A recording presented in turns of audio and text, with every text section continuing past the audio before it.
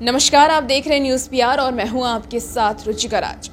जमीनी विवाद को खत्म करने के लिए अब सुप्रीम कोर्ट ने एक बड़ा फैसला दे दिया है। दरअसल सुप्रीम कोर्ट ने साफ तौर से कह दिया है कि दाखिल खारिज से यह साबित नहीं होता है कि आप जमीन के मालिक हैं और ना ही आपका हक खत्म होता है। इसके लिए आपको सिविल कोर्ट जाना पड़ेगा और सिविल कोर्ट जिसे ये हक देगी वही जमीन का मालिक होगा, क्योंकि देखा गया है कि कई ऐसे जमीनी विवाद होते हैं जिसमें कहा यह जाता है कि जिसके नाम पे दाखिल खारिज होता है वही जमीन का मालिक होता है और इसको लेकर कई विवाद भी होते हैं। इसे ही मद्देनजर रखते हुए अब सुप्रीम कोर्ट ने गुरुवार को ये फैसला सुनाया है। सुप्रीम कोर्ट के फैसले में और क्या कुछ है, आइए हम आपको बताएं। सुप्रीम कोर्ट ने जस्टिस एमआर शाह और जस्टिस अनिरुद्ध बोस के बेंच ने कहा है कि केवल रेवेन्यू रिकॉर्ड में नाम दर्ज होने से किसी व्यक्ति को संपत्ति का मालिकाना हक नहीं मिल जाता है। केवल इस बुनियाद पर कि उसका नाम रिकॉर्ड में मौजूद है या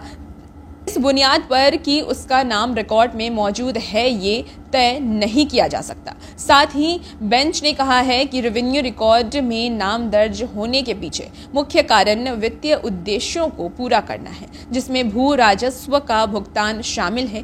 केवल इस एंट्री को मालिकाना हक का आधार नहीं माना जा सकता। सुप्रीम कोर्ट के साथ ही कहा है कि संपत्ति के मालिकाना हक को लेकर एक सक्षम और अधिकार क्षेत्र वाला सिविल कोर्ट ही तय कर सकता है। कोर्ट ने कहा है कि संपत्ति के मालिकाना हक को लेकर किसी भी तरह का विवाद पैदा होने की सूरत में दावा करने वाले सभी पक्षों को सिविल कोर्ट में जाना होगा। जब कोई पार्टी वसीहत के आधार पर दाखिल खारिज में नाम दर्ज कराने की मांग करता है तो उसे वसीहत को लेकर इस अधिकार क्षेत्र में संबंधित सिविल कोर्ट में जाना होगा। सिविल कोर्ट में इस संपत्ति को लेकर उसे अपना अधिकार तय कराना होगा। इसके बाद सिविल कोर्ट के फैसले के मुताबिक दाखिल खारिज में जरूरी और सही एंट्री की जा सकती है। बता दें कि रेवेन्यू रिकॉर्ड में एक व्यक्ति से दूसरे व्यक्ति को किसी संपत्ति को ट्रांसफर करने के लिए जो प्रोसेस होती है उसे दाखिल खारिज या म्यूटेशन कहा जाता है।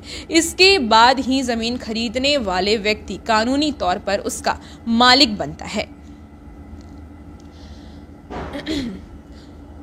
तो आपको बताएं कि इस तरीके से अब सुप्रीम कोर्ट ने इसका अधिकार सिविल कोर्ट को दे दिया है और सिविल कोर्ट में ही इसका डिसीजन होगा कि कौन जमीन का मालिक है। दरअसल जो दाखिल खारिज होते हैं वो वैसे होते हैं कि जब कोई अपना जमीन किसी को बेचता है तो उस वक्त जिसके नाम पर दाखिल खारिज किया जाता है उसी का वो जमीन होता है, यानी मालिकाना हक उसके हो जाते हैं। लेकिन इसे लेकर के भी कई बार विवाद देखने को मिला है और इसी विवाद को खत्म करने के लिए अब सुप्रीम कोर्ट ने यह बड़ा फैसला सुनाया है, जिसमें सिविल कोर्ट को यह अधिकार दिया गया है कि वो जमीन के जो हकदार होंगे उसके वो बताएंगे कि किसके हक में वो जमीन जाएगा।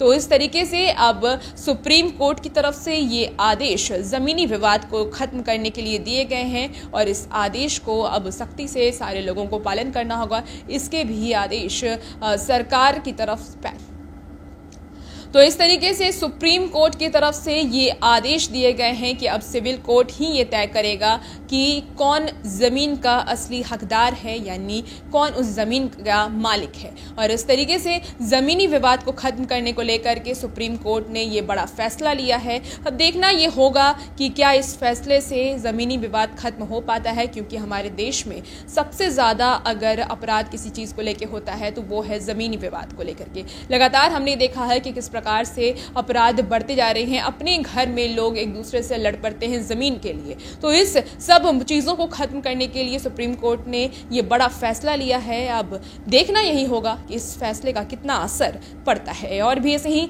तमाम खबरों के लिए हमारे साथ बने रहिए और देखते रहिए न्यूज़ पीआर। धन्यवाद।